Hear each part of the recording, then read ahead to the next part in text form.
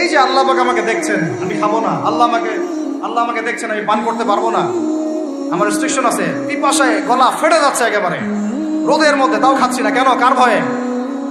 ওইটাই জীবনের সব ক্ষেত্রে বাস্তবায়ন করার জন্যই রমজান আসে। হাদিসের মধ্যে নবীজি বলেছেন যে ব্যক্তি রোজা রেখে অন্যায় কাজ ছাড়তে পারলো না, মানে আল্লাহর মাআসিয়াত ছাড়তে পারলো না, যে কাবায়ের ফাওয়াহিশ এগুলো ছাড়তে পারলো না, অশ্লীলতা ছাড়তে পারলো না, মিথ্যা ছাড়তে পারলো না, বেহায়াপনা ছাড়তে পারলো না, তার না খেয়ে থাকায়, পানি না পান করায় আল্লাহর কিচ্ছু যায় আসে না। আজকে একটা গুরুত্বপূর্ণ বিষয় আপনাদের সাথে কথা বলবো ইনশাআল্লাহ। আমরা আশা করছি যে এই বিষয়টার উপরে যদি আমি আপনি সবাই আমল করতে পারি, আমাদের সবার জিন্দেগির জন্য অনেক খায়ের ও কল্যাণ হবে ইনশাআল্লাহ। প্রথম কথা হচ্ছে, আমরা এখন শাবান মাসে আছি। কোন মাসে? নবী সাল্লাল্লাহু আলাইহি ওয়াসাল্লাম শাবান, রজব এগুলোর চাঁদ দেখলে একটা দোয়া করতেন। তিনি বলতেন আল্লাহুম্মা বারিক লানা, আমার সাথে বলেন আল্লাহুম্মা বারিক লানা ফি রজবিনা ওয়া ফি শাবানিনা ওয়া বাল্লিগনা রমাদানা। অর্থ হচ্ছে, হে আল্লাহ, আপনি আমাদের রজব মাসে বরকত দিন এবং শাবান মাসে বরকত দিন এবং আমাদেরকে রমাদানে পৌঁছে দিন। সুবহানাল্লাহ। মুমিনের জীবনে যতগুলো ইবাদতের মৌসুম আছে, তার মধ্যে সবচেয়ে শ্রেষ্ঠ মৌসুম হচ্ছে রমাদান। সবচেয়ে শ্রেষ্ঠ মৌসুম কি? এই কারণে সাহাবায়ে কেরাম রাদিয়াল্লাহু আনহুম আজমাইন শাবান মাস থেকেই, বরং তার চেয়ে আগ থেকেই, রজব থেকেই, শাবান থেকেই রমাদানের প্রস্তুতি গ্রহণ করতেন। কি করতেন? কোন মাসে কেন করতেন আমি একটু বুঝাই, আমার সাথে বুঝেন। আমাদের এই উম্মতের গড় আয়ু বনু ইসরাইলের মতো না। আমরা কি 500, 600, 1000 বছর বাঁচবো? না, গড় আয়ু এই উম্মতের কম। এই কারণে আল্লাহ রাব্বুল আলামিন আমাদেরকে এই ইবাদত করার জন্যে অল্প সময়ে অল্প ইবাদতে যেন আমরা বেশি বেশি নেকি পাই, ফজিলত অর্জন করতে পারি, এই কারণে আল্লাহ রাব্বুল আলামিন আমাদেরকে কিছু মৌসুম দিয়েছেন, ইবাদতের কি মৌসুম। আর আল্লাহ পাক আমাদেরকে পাঠিয়েছেনই পৃথিবীতে তার ইবাদত করার জন্য। যেমন আল্লাহ পাক কি বলেছেন সূরা জারিয়াতের 56 নম্বর আয়াতে আল্লাহ পাক বলেছেন যে ওয়ামা খালাকতুল জিন্না ওয়াল ইনসা ইল্লা লিয়াবুদুন, আমি জিন জাতি আর মানব জাতিকে শুধুমাত্র আমার ইবাদত করার জন্যই সৃষ্টি করেছি। তাই না? আমাদের দুনিয়াতে আসার অন্য কোনো কারণ আছে? না। এখন আল্লাহ পাকের ইবাদত কি সবাই সমান করতে পারবে? উত্তর হচ্ছে না। আল্লাহ পাক সূরা মুলকের মধ্যে গিয়ে বলছেন 2 নম্বর আয়াতে, আল্লাযী খালাকাল মাউতা ওয়াল হায়াতা লিয়াবলুয়াকুম আইয়ুকুম আহসানু আমালা। আমরা সবাই এটা তো পড়ি।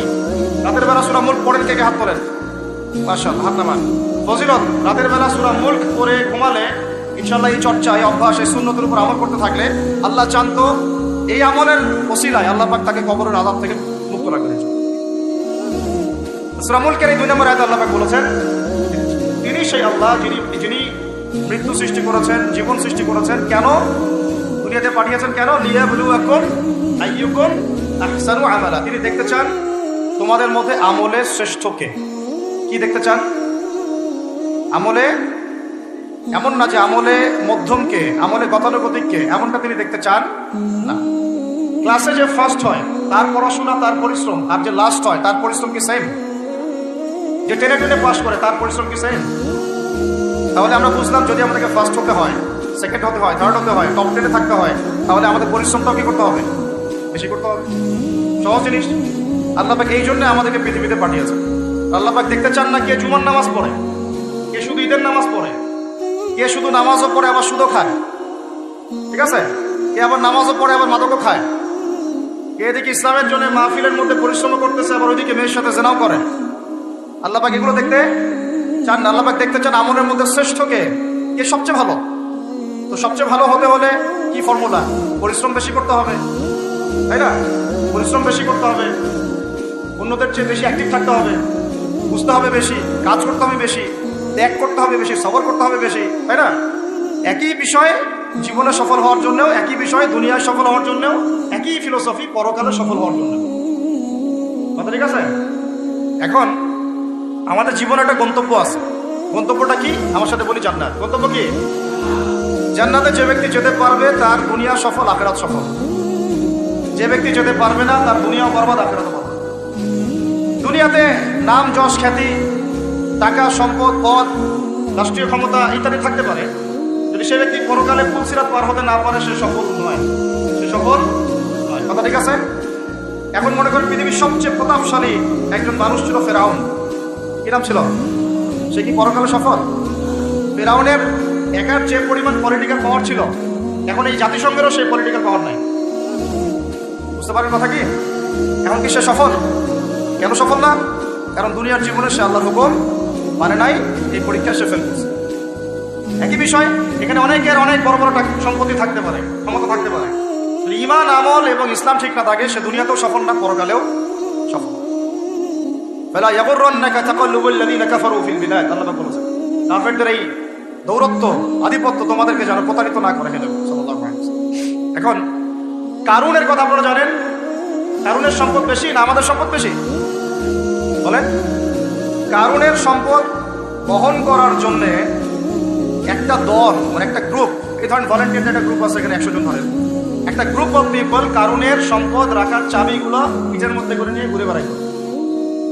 তার সিন্ধুকের তালা, সিন্ধুকের যে তালা, ওটা চাবি, এই চাবিটা নিয়ে, এই চাবিগুলো নিয়ে ঘুরে বেড়াইতো একটা দল মানুষ, একদল মানুষ। তাহলে সম্পদ বুঝতে পারেন কত বেশি? ওর বেশি সম্পদ না আমাদের বেশি সম্পদ? কার বেশি সম্পদ? তাহলে এখন কারণ কি পরকালে সফল? তাহলে আলটিমেটলি কি সে সফল হতে পারবো? বুঝতে পারছেন কথা? তাহলে সফলতার সংজ্ঞা কি? সাফল্যের সংজ্ঞা কি? What is the definition of success? সাকসেসের সংজ্ঞা কি? ডেফিনেশন কি?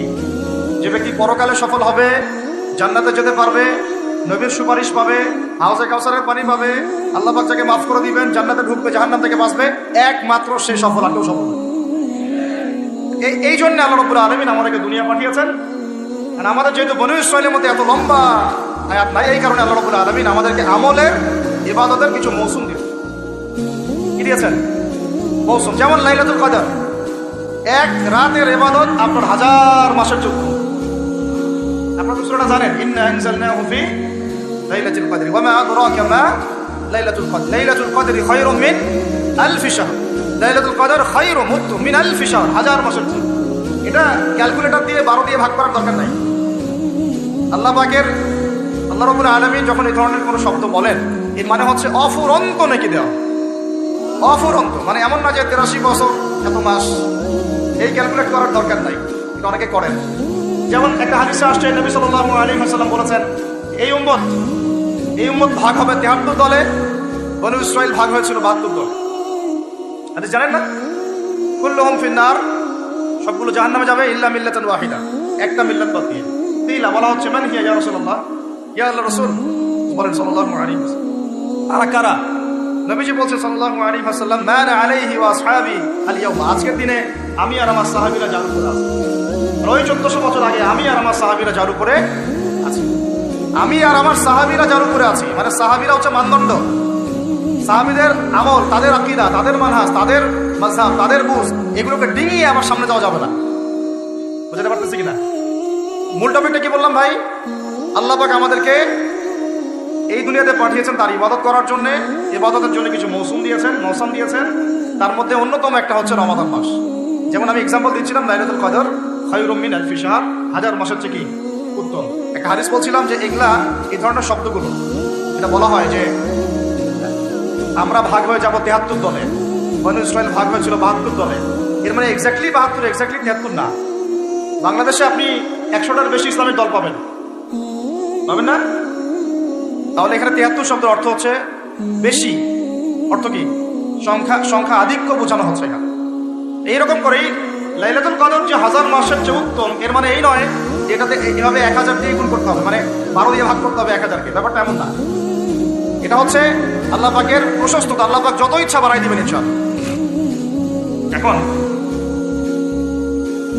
লাইলাতুল কদর যেমন একটা মৌসুম, রমাদান একটা মৌসুম, শবে বরাতের 15 শাবান এটা একটা মৌসুম, আপনার জিলহজের প্রথম দশক একটা মৌসুম, হজের সময়গুলো একটা মৌসুম। এরকম করে আমলের কিছু মৌসুম আছে, ঠিক আছে, সিজন আছে। সবচেয়ে সেরা সিজনটা হচ্ছে রমাদান। কি বলেন? আরেকটা প্রশ্ন এখানে উঠে আসবে যে রমাদান মাসটা কেন সবচেয়ে শ্রেষ্ঠ? এর উত্তরটাও কোরআনে আছে, সূরা বাকারার প্রথম দিকে, সূরা বাকারার দ্বিতীয় পারার দিকে আছে। আল্লাহ পাক বলেছেন, বা'দা আউযু বিল্লাহি মিনাশ শাইতানির রাজীম, শাহরু রমাদান আল্লাযী উনজিলা ফীহিল কুরআন।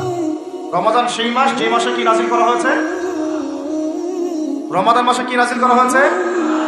এই কারণেই রমাদান মাসটা শ্রেষ্ঠ। এই কারণেই কি রমাদান মাসটা শ্রেষ্ঠ। আর এই রমাদান মাসের আবার শেষ দশকে বেজর 5টা রাত পাওয়া যায়, 21, 23, 25, 27, 29। এর মধ্যে কোনো একটা রাত হচ্ছে লাইলাতুল কদর, কোনো একটা রাত। ওই রাতে আল্লাহ রাব্বুল আলামিন নাযিল করেছেন আল কোরআনুল কারীম।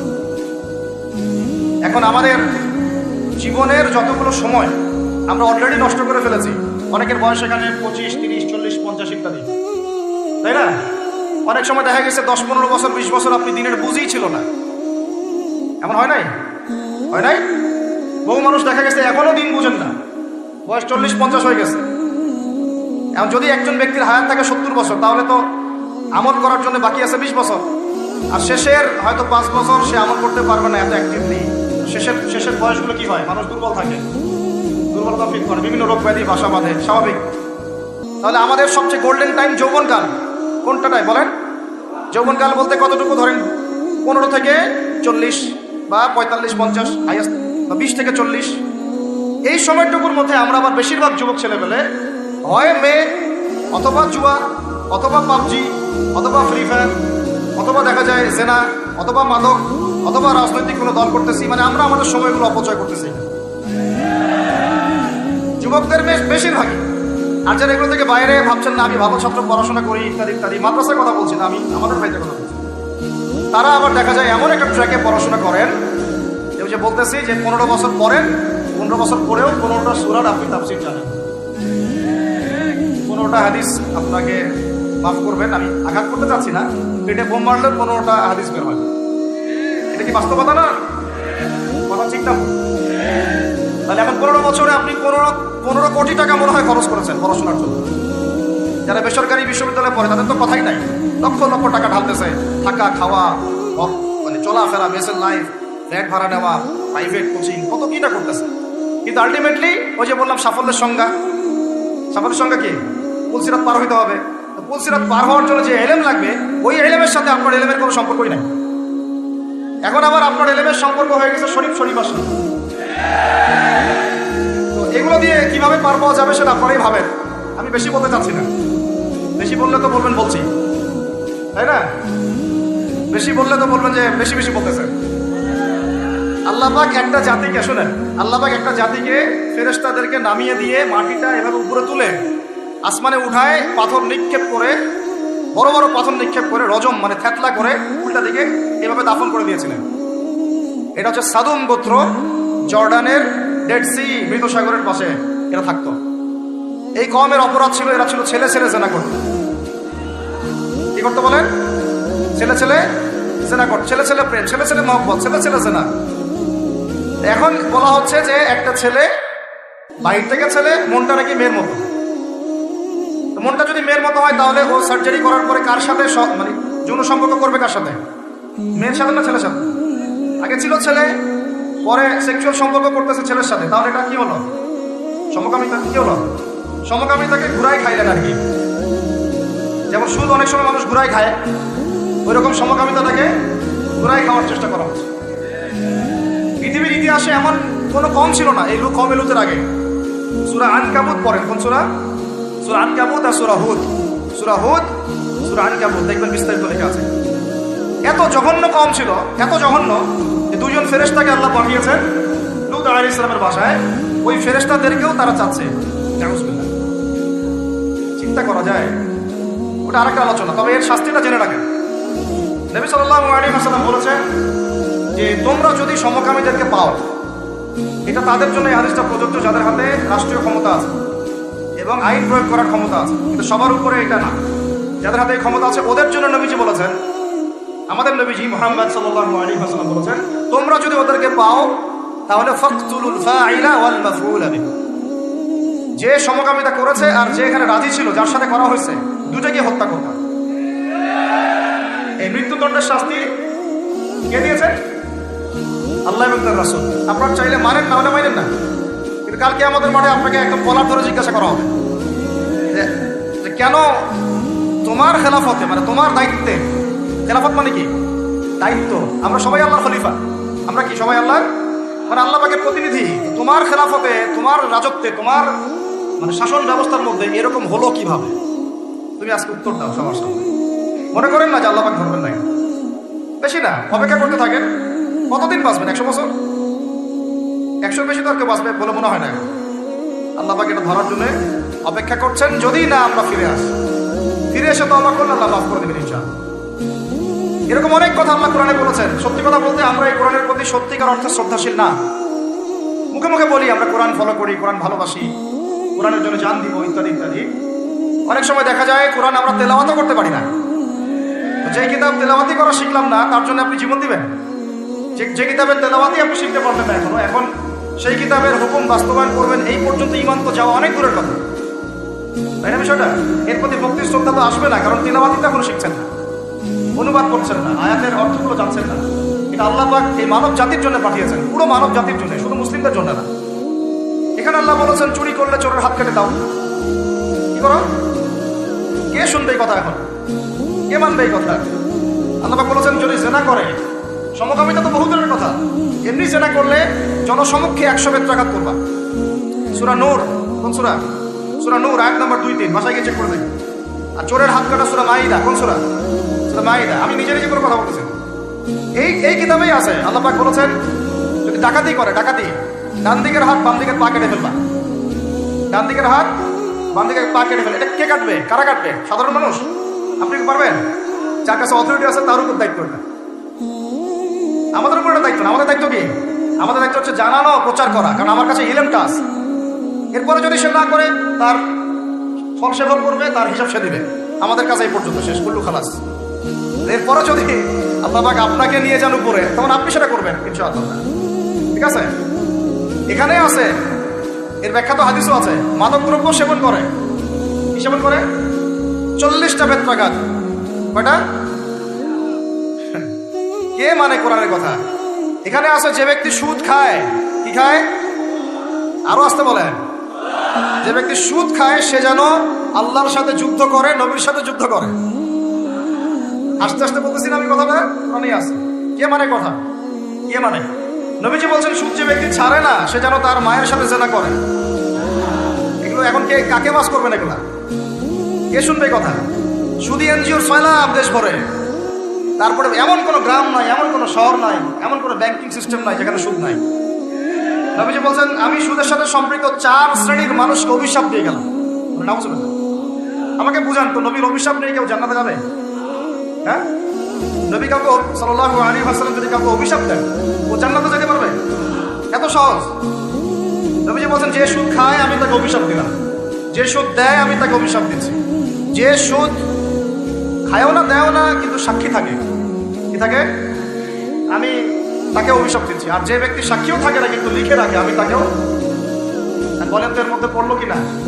পুরো সিস্টেমটা পড়ে নাই? আরো আছে যে মেয়েরা কি শুনতে পারতেছে?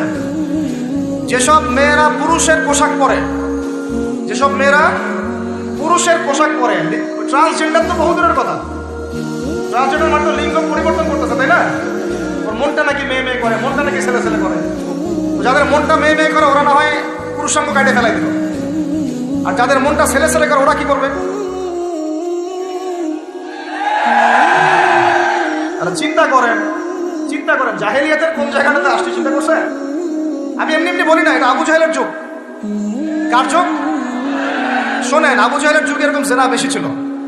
পর্নোগ্রাফি তখন ছিল না, ব্যভিচার বেশি ছিল, জুয়া বেশি ছিল, মাদক বেশি ছিল, গোত্রীয় হানাহানি মারামারি ছিল, শিরক ছিল, সুদ ছিল। এই যুগের নাম হলো আইয়ামে জাহেলিয়া। ওই যুগটা হচ্ছে আবু জাহেলের যুগ। এখন এগুলোর কোনটা নাই? এখন আমাদের সমাজের কথা বাদ দেন, পুরো বিশ্বের দিকে তাকান, পুরো বিশ্বের দিকে বড় করে চিন্তা করেন। বিশ্বের মধ্যে এগুলোতে ভর্তি না এখন? এটা হচ্ছে এগিয়ে যাওয়ার বিশ্ব বলে। আগাচ্ছে এরা কিয়ামতের দিকে। কোন দিকে?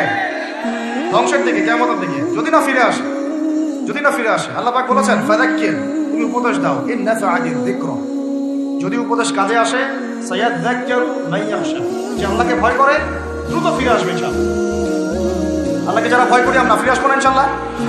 লাস্তা আলাইহিম বিমুসাইতির, তুমি কারোর প্রতি দারোগা নও। আমরা কারোর প্রতি কি নই? দারোগা নই। আমাদের কাজ কি?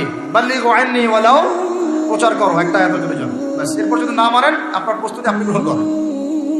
এখন বলতে চাচ্ছিলাম, দেখেন ট্রান্সজেন্ডার বহু দূরের কথা, নবীজি বলেছে সাল্লাল্লাহু আলাইহি ওয়াসাল্লাম, কোনো মেয়ে যদি ছেলের পোশাকও পরে, মানে ছেলের মতো শার্ট, ছেলের মতো প্যান্ট জিন্স গেঞ্জি টি শার্ট, নাউজুবিল্লাহ, তাহলে নবীজি বলছেন ওই মেয়ের উপরে আমার অভিশাপ।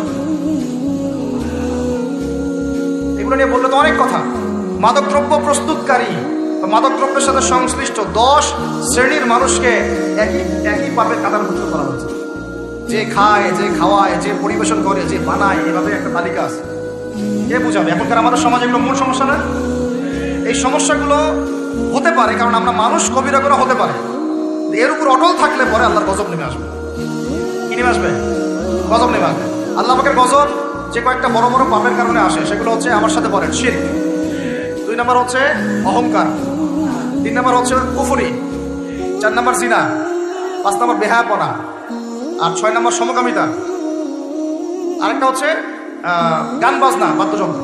গান বাজনা, বাদ্যযন্ত্র, এগুলো যখন সমাজে প্রকট আকার ধারণ করে তখন আল্লাহর গজব নেমে আসে।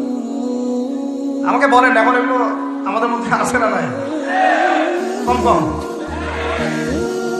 এখন কথা হচ্ছে এগুলো থেকে মানুষকে ফেরানোর জন্য আল্লাহ রাব্বুল আলামিন একটা বিষয় খেয়াল করেন না, যে যখন সূর্য ডুবে যায় তখন পাখিগুলো কি করে? বলেন, বাসায় ফিরে যায় না? মানে দিন শেষ, সূর্য ডুবে গেছে, এখন বাসায় ফিরতে হবে, তাই না? এভাবে আল্লাহ পাক রমাদান দিয়েছেন আমাদেরকে কেন জানেন?